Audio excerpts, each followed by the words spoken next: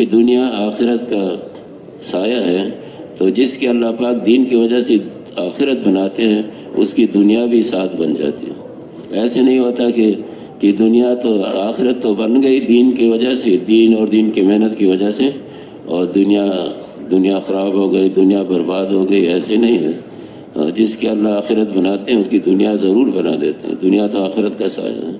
تو گویا کہ ہمارا یقین ہو کہ دونوں جہانوں کی کامیابی اللہ نے دین میں رکھی ہے، دین کے علاوہ کوئی کامیابی کا راستہ نہیں ہے۔ کامیابی کا راستہ نظر آتا ہے، یہ امتحان ہے کہ مال میں کامیابی نظر آتی ہے، چیزوں میں نظر آتی ہے، حکومتوں میں نظر آتی ہے، جی خزانوں میں، باغات میں، ان چیزوں میں نظر آتی ہے۔ یہ نظر کا دھوکہ ہے، کامیابی اس میں اللہ نے رکھی نہیں۔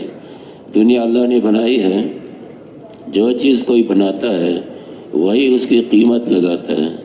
تو دنیا اللہ نے بنائی ہے اور اللہ نے خود اس کی قیمت لگائی ہے۔ کیا قیمت لگائی ہے؟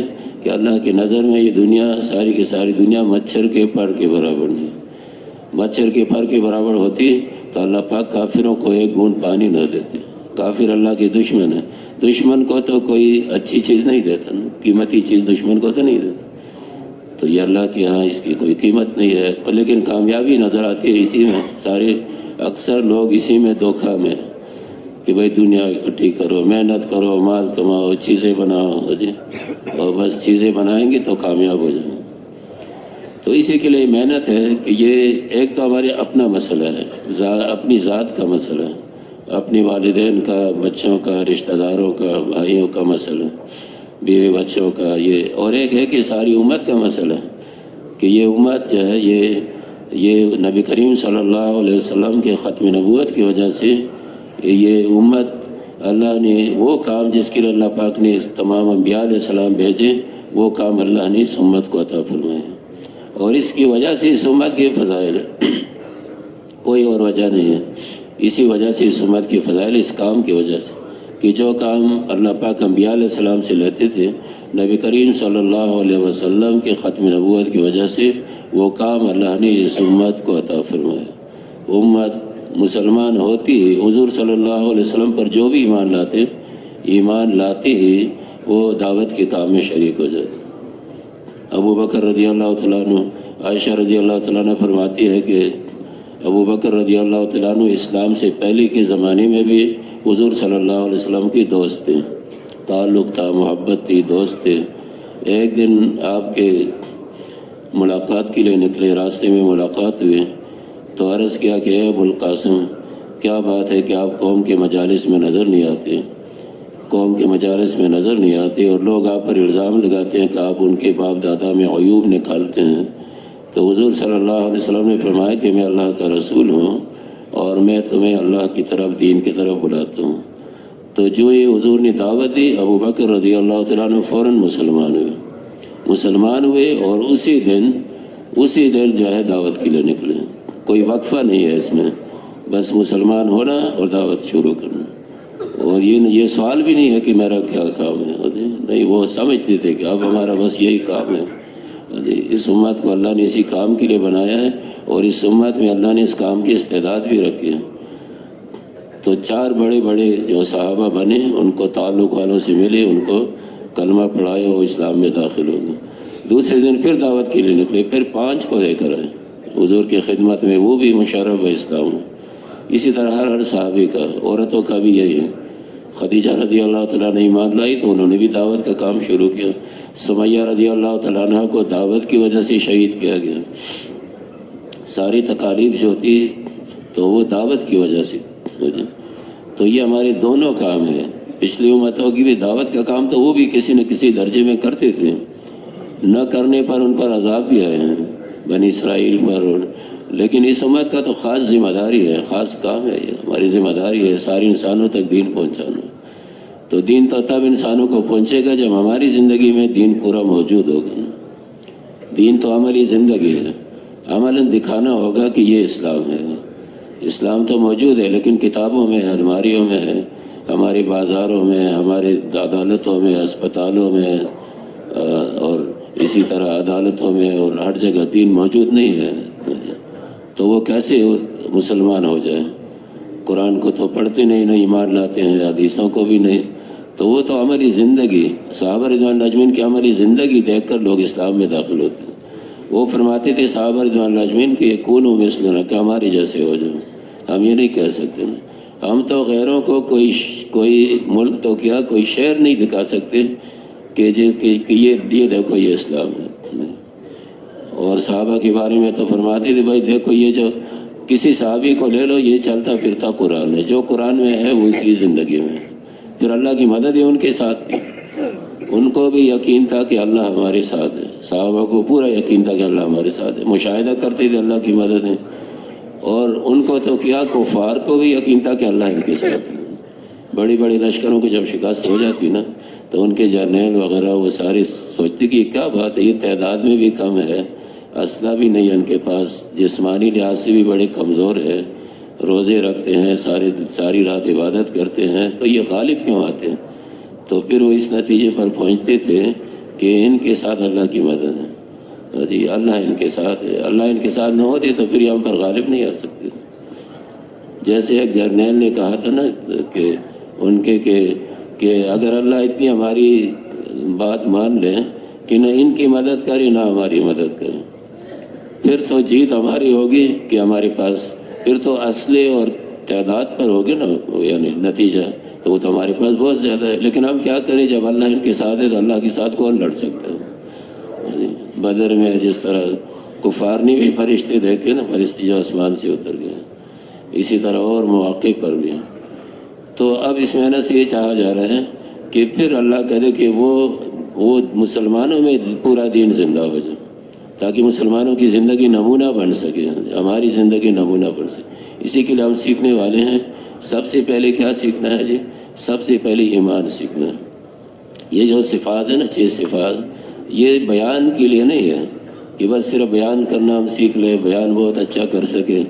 بیان کرنا اور چیز ہے اور ان صفات کا اندر آنا اور چیز ہے۔ تو یہ صفات اپنے اندر لانے کی محنت، اسی لیے ہم نکلے، اسی لیے اللہ نے وقت دیا۔ تو سب سے پہلے کیا سیکھنا ہے جی؟ ایمان سیکھنا ہے۔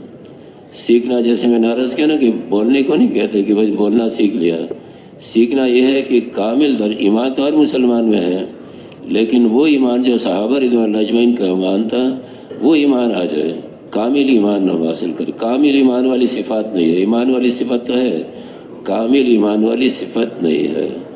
تو ہم اس کی محنت ہے کہ بھئی کامل ایمان کامل ہو جائے تو دین پر چلنا بہت آسان ہے۔ ایک حدیث کا مفہوم ہے نا کہ انسان کے جسم کے اندر گوشت کا ایک ٹکڑا ہے، اگر وہ درست ہو جائے تو سارا جسم درست ہو جائے، اور اگر وہ خراب ہو جائے، فاسد ہو جائے تو سارا جسم فاسد ہو جائے گا۔ اور خبردار وہ دل ہے، خبردار وہ دل ہے، خبردار وہ دل ہے۔ تمام انبیاء علیہ السلام نے سب سے پہلے اپنی امتوں کے دلوں پر محنت فرمائی، دل صحیح ہو جائے، دل کا یقین صحیح ہو جائے، ایمان پکا ہو۔ 13 سال تک مکہ مکرمہ میں صحابہ ایمان سیکھتے رہے، اکثر احکامات بعد میں آئے، اکثر احکامات بعد میں آئے، ہجرت کے بعد اکثر احکامات آئے، اور ایمان سیکھنے پر اتنا لمبا وقت لگا کہ مخلوق کا تاثر دل سے نکل جائے، اللہ ہی کی بڑائی دل میں آ جائے، اللہ ہی بڑے ہیں، باقی تو سب مخلوق ہے، مخلوق چھوٹی ہے، آپس میں چھوٹے بڑے ہیں مخلوق، لیکن اللہ کے سامنے، اللہ کے اس میں تو سب چھوٹے ہیں نا، مخلوق پیدا ہونے میں محتاج ہیں، یہ ساری چیزیں کچھ کرنے میں بھی محتاج ہیں۔ ان چیزوں سے ہوتا ہوا نظر آتا ہے، لیکن یہ چیزوں سے نہیں ہو رہا، یہ اللہ کے امر سے ہو رہا ہے۔ ہر چیز اللہ نے بنائی ہے اور ہر چیز پر اللہ کا قبضہ ہے، ہر چیز اللہ کے علم میں ہے، رب اللہ ہے، سب کو پالنے والے اللہ ہیں۔ جیسے سمندر کے مخلوق کو اللہ پال رہے ہیں، ہواؤں کے مخلوق کو اللہ پال رہے ہیں، انسانوں کے علاوہ جتنی بھی مخلوق ہے خشکی تری میں اللہ ہی پال رہے ہیں، ان کے ہمارے جیسے اسباب نہیں ہیں، ہمیں بھی اللہ پال رہے ہیں۔ ربوبیت کا یقین ہے، اس لیے نماز میں بار بار اللہ کی ربوبیت کا ایک تذکرہ ہے، اقرار ہے، رکوع میں بھی، سجدہ میں بھی، سورہ فاتحہ میں بھی۔ تو یہ ربوبیت کا اقرار نظر آتا ہے اسباب سے، دکان سے نظر آتا ہے، زمینداری سے، کھیتی باڑی سے، تجارت سے، ملازمت سے، لیکن نہیں، اس سے نہیں، اس سے یقین ہٹ جائے، مشاہدے سے یقین ہٹ کر اللہ کی ذات پر آ جائے۔ یہ محنت طلب چیز ہے، محنت طلب چیز ہے۔ ویسے تو یقین ہمیں ماں کی گود میں ایمان مل گیا، مسلمانوں کے گھر پیدا ہوئے، ہر بچے کو اللہ پاک فطرت اسلام پر پیدا کرتے ہیں، پھر وہ ماحول جیسا ہوتا ہے اسی طرح ہو جاتا ہے۔ नसरानी हो जाता है, यहूदी हो जाता है, मजूसी हो जाता है, कि वो तो फितरत किसी बच्चे को अल्लाह कुफर पर नहीं पैदा करता। काफिरों के बच्चे भी फितरत इस्लाम पर पैदा होते हैं। आलम अरवाह में सबसे अल्लाह ने इकरार लिया, वादा लिया था, लेकिन माहौल से वो हो जाता है। तो अब ये ईमान कैसे बढ़ेगा? इसी के लिए हम निकले हैं कि ईमान की रोज़ाना दावत, 4 रास्ते ईमान बढ़ाने के। एक तो यह है कि कामिल ईमान की हम नियत कर लें कि ईमान हमारा कामिल हो जाए। जो ईमान मौजूद है इस पर अल्लाह का शुक्र करे, लेकिन इस पर इत्मीनान न हो। देखो सहाबा रिज़वानुल्लाह अजमईन, वो कितना बड़ा ईमान था, हम सोच नहीं सकते कि कितना बड़ा ईमान अल्लाह ने उनको, पहाड़ों से बड़ा ईमान, कैसे ईमान, लेकिन फिर भी वो अपनी ईमान पर मुतमईन नहीं होते थे, अपने ऊपर निफाक का खौफ रखते थे, डरते थे हर वक्त के क्या बनेगा हमारा। तो जो है वो ईमान की नीयत, कि सहाबा की ईमान की नीयत वो हमारे लिए नमूना है। और दूसरा यह कि रोज़ाना दावत देनी है।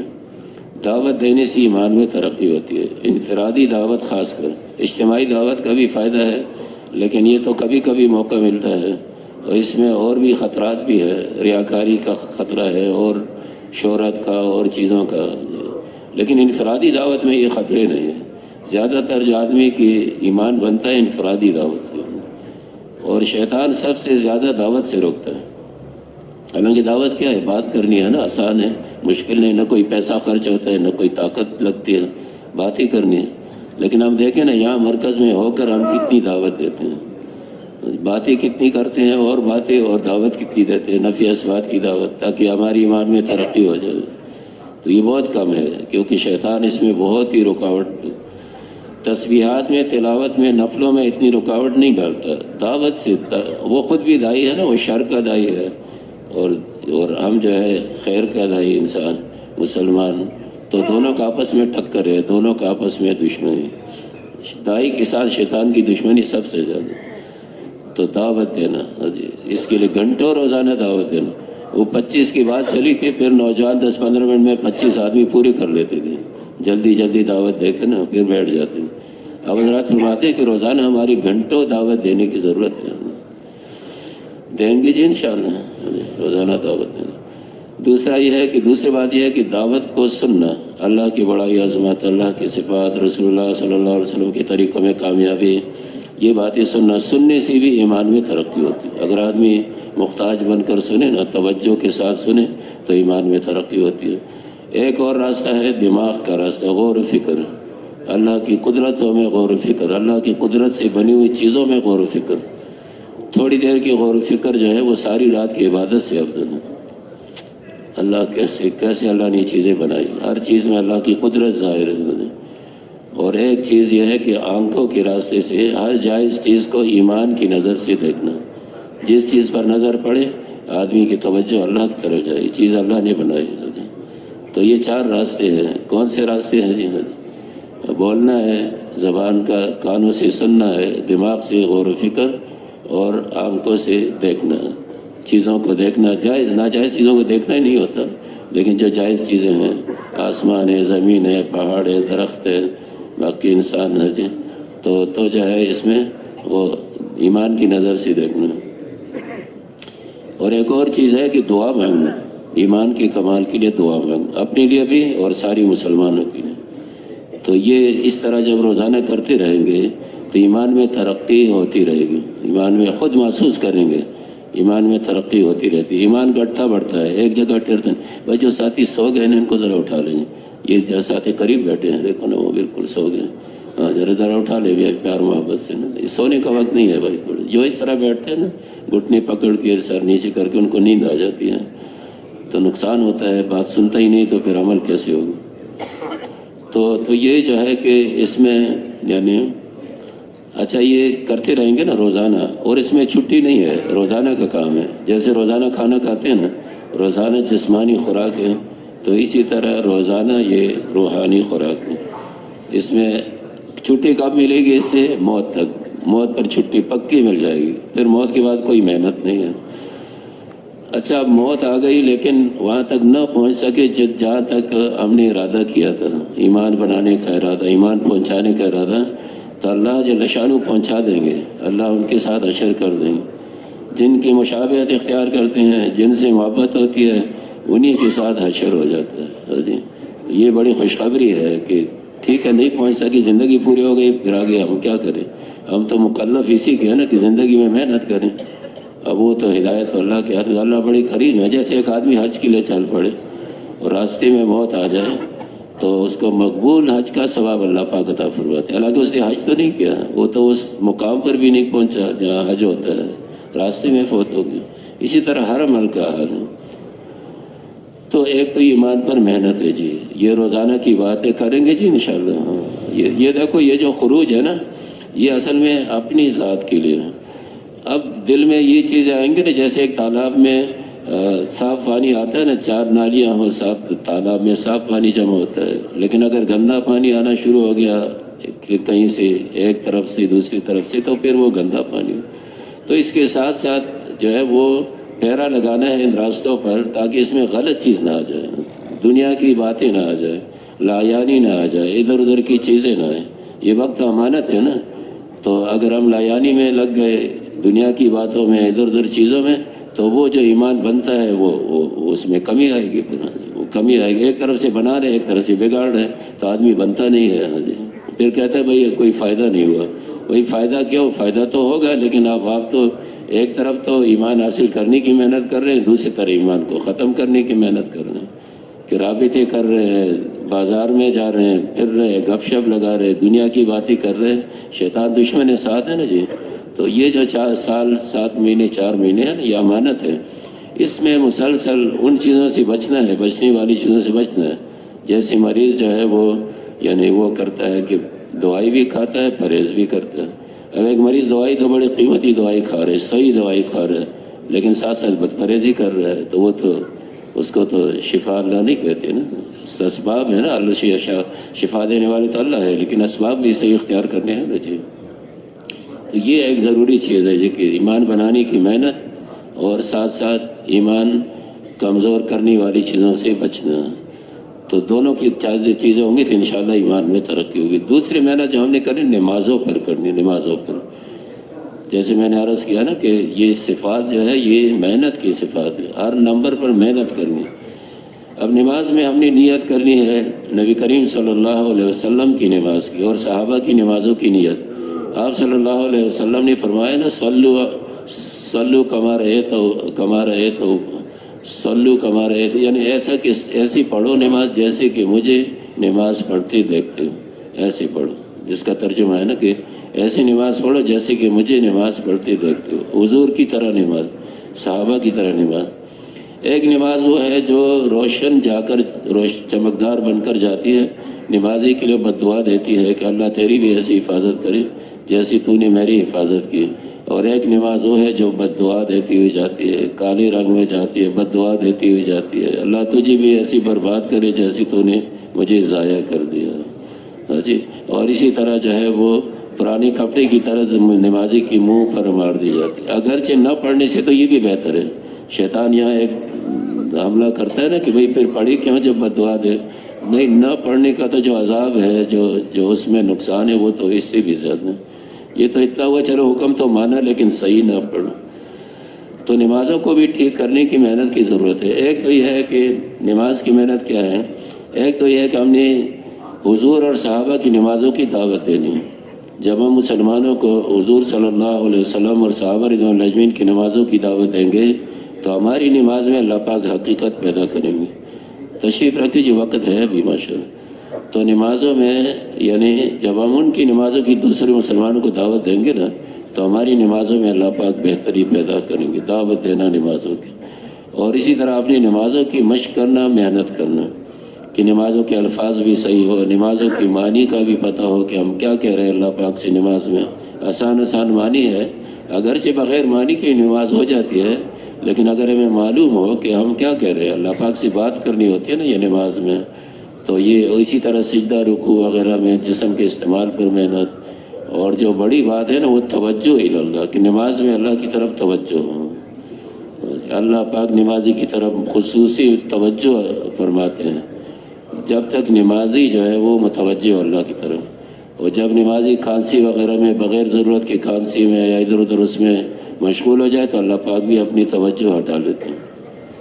ایک حدیث کا مفہوم ہے کہ جب آدمی اچھی طرح وضو کرے اور پھر ایسی نماز پڑھے کہ وہ سمجھ رہا ہو کہ میں کیا کہہ رہا ہوں، اپنی نماز کی طرف توجہ ہو، اللہ کی طرف توجہ ہو، تو وہ گناہوں سے ایسے پاک ہو جاتا ہے جیسے اس دن پاک تھا جس دن پیدا ہوا تھا۔ جس دن پیدا ہوا تھا نا کوئی گناہ نہیں تھا، تو ایسی گناہوں سے اللہ پاک اسے یعنی پاک کر لیتے ہیں۔ تو نمازوں پر محنت، نماز سے پہلے تھوڑا سا نماز کو سوچنا، غور کرنا، اللہ کے سامنے کھڑا ہوں گا، ہو سکتا ہے یہ نماز میری آخری نماز ہو سکتا ہے یہ نماز اس اگلی نماز تک مجھے شاید موت آ جائے، اس سے پہلے ہر نماز کو آخری نماز سمجھ کے پڑھنا، اور نماز سے پہلے تھوڑا سا نماز کے بارے میں فضائل کا سوچنا، اللہ کے ساتھ دھیان جمانا، اللہ کے ساتھ ملاقات ہے نا، اللہ کے ساتھ یعنی وہ اللہ کے سامنے کھڑا ہونا ہے، اور یہ سوچنا کہ جب میں سلام پھیروں گا تو یا تو یہ نماز مجھے دعا دیتی ہوئی جائے گی یا بد دعا دیتی جائے گی، تو میری نماز مجھے بد دعا دیتی ہوئی جائے تو یہ کتنی یعنی کم قسمتی کی بات ہے۔ تو اس چیزوں کو سوچنا، مولانا الیاس رحمۃ اللہ علیہ کے ملفوظات میں ہے کہ جو نماز سے پہلے نماز کا مراقبہ نہ کرے، نماز کا انتظار نہ کرے، تو ان کی نماز پوس ہی ہوگی، کمزور نماز ہوگی۔ اب آپس میں باتیں کر رہے ہیں، ادھر سے اعلان ہوتا ہے کہ جی جماعت کھڑی ہو جائے، اب وہ پیچھے بیٹھے ہوئے ہیں، اٹھتے نہیں ہیں، چلو اقامت شروع ہوگی پھر اٹھیں گے۔ سب تو نہیں، ماشاءاللہ اکثر مجمع تو پہلی صفوں میں آ جاتے، لیکن پیچھے جو بیٹھے ہوتے ہیں نا جی، اچھا پھر وہ باتیں ختم نہیں ہوتی، پھر اقامت شروع ہو جائے، پھر وہ اب ان کا توجہ کیا اللہ کی طرف ہوگی، وہ تو جو باتوں میں مشغول ہے نماز سے پہلے اسی کی طرف توجہ ہوگی۔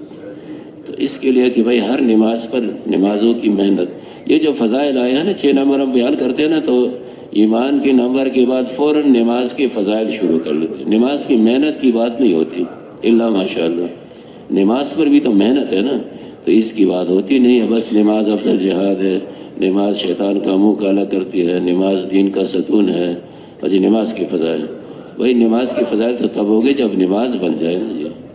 تو ہم تو اس لیے نکلے ہیں کہ اپنی نمازیں بن جائے نا۔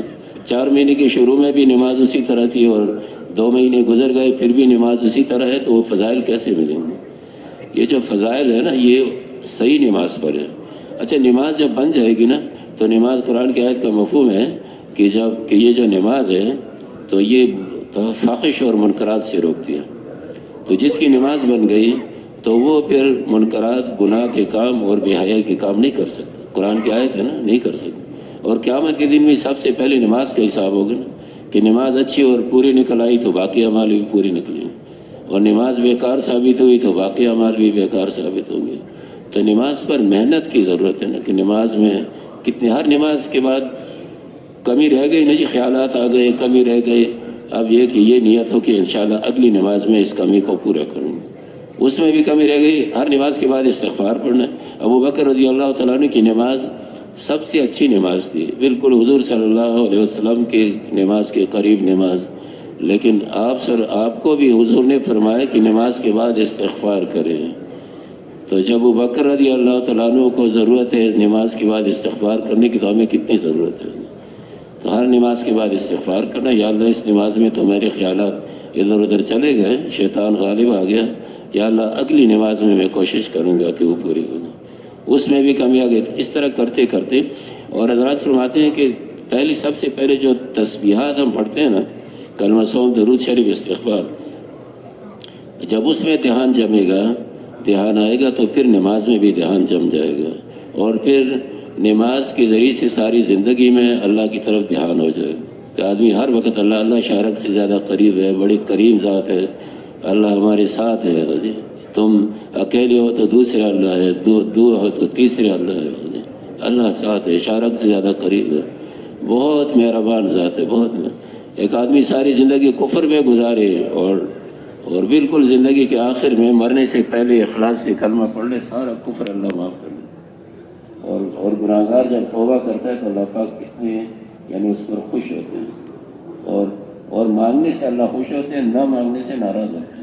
اللہ کے خزانے میں کوئی کمی نہیں آتی، اللہ کے خزانے بھرے ہوئے ہیں۔ تو اسی طرح یہ صفات سیکھنے ہیں، موت تک نماز پر بھی محنت کرنی، اسی طرح علم و ذکر ہے، کہ یہ دین کا علم سیکھنا ہے، ضروری علم معلوم ہو جائے کہ اس وقت میرے اللہ مجھ سے کیا چاہتے ہیں، میں جس حال میں ہوں، جس شغل میں ہوں، جو عبادت میں ہوں، کاروبار میں ہوں، گھر میں ہوں، باہر ہوں، سفر میں ہوں، مجھ سے میرے اللہ کیا چاہتے ہیں یہ معلوم کرنا اور اس پر عمل کرنا۔ اگر معلوم ہو گیا کہ یہ کام صحیح ہے تو اس کو سنت طریقے سے کرنا، اور اگر معلوم ہو جائے کہ یہ کام غلط ہے تو اس سے بچنا، یہ ذکر ہے ہر مطیع کرنا۔ تو یہ علم و ذکر اس لیے کرتے ہیں کہ علم معلوم ہو جائے اور ذکر ایک اس پر عمل ہو جائے۔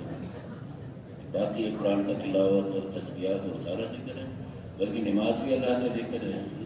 تو ذکر اللہ کی راہ، ایک ہے کہ ذکر کر رہے ہیں غفلت کے ساتھ، اور ایک یہ ہے کہ ذکر کرنا اللہ کی توجہ، اس کی مشق کرنی ہے، اس کی محنت کرنی ہے، مشق کرنی ہے کہ بھائی میری توجہ تسبیحات میں، ذکر کرنے میں میری توجہ اللہ سے ادھر ادھر نہ جائے۔ توجہ جاتی رہتی ہے، شیطان کوشش کرتے ہیں، پھر ہم اپنی توجہ کو مشق کرتے کرتے ہیں انشاءاللہ اس میں وہ آہستہ آہستہ وہ آئے گی انشاءاللہ۔ تو علم و ذکر اس پر بھی محنت ہے، موت تک محنت ہے۔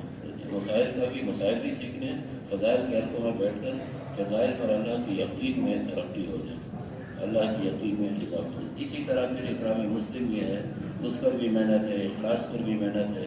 اخلاص کا معاملہ تو بڑا نازک ہے، عمل ایمان کے بغیر بھی قبول نہیں ہوتا، اخلاص کے بغیر بھی قبول نہیں ہوتا۔ ایمان اور اخلاص قریب کے صفات ہیں، اور اخلاص بہت نازک معاملہ ہے، وہ قیامت کے دن پتہ چلے گا کہ ہمارا عمل اللہ کی لیے تھا یا غیر کی لیے تھا۔ ہر عمل کی بات استغفار کرنا، وہ دعوت ہمارا کام ہے، ہماری ذمہ داری ہے۔ تو یہ جو صفات ہے نا، جب ہم سیکھیں گے دوسرے لوگوں کو اس کے لیے تیار کرنا، خروج کے بغیر یہ ہو نہیں سکتا، اس میں خروج کی بھی بڑی فضائل ہے، تو سب تیار ہے انشاءاللہ۔ اب اس مجمع میں جو ایسے ساتھی ہیں جنہوں نے ابھی تک 4 مہینے نہیں لگائے اور وہ کم وقت کے لیے آئے ہیں، تو وہ 4 مہینے کی نیت کر لیں گے، 4 مہینے پورے کریں گے۔ تو کون ایسے ہیں جو 4 مہینے کے آئے ہیں، وہ تو آئے ہیں، جو کم وقت کے لیے آئے اور یہ باتیں سن کر جاتے تو وہ خیر بیٹھ جائیں۔ تو سب کوشش کریں گے نا 4 مہینے، اور اس 4 مہینے یکسوئی کے ساتھ لگائیں گے، بازاروں میں نہیں جائیں گے، لایانی میں نہیں ہوگی، صحیح لگائیں گے۔ یہ بنیاد ہے، 4 مہینے صحیح لگ گئے، ساری زندگی اللہ پاک کامیاب ہے انشاءاللہ۔ نماز کی تیاری کریں، سبحان اللہ۔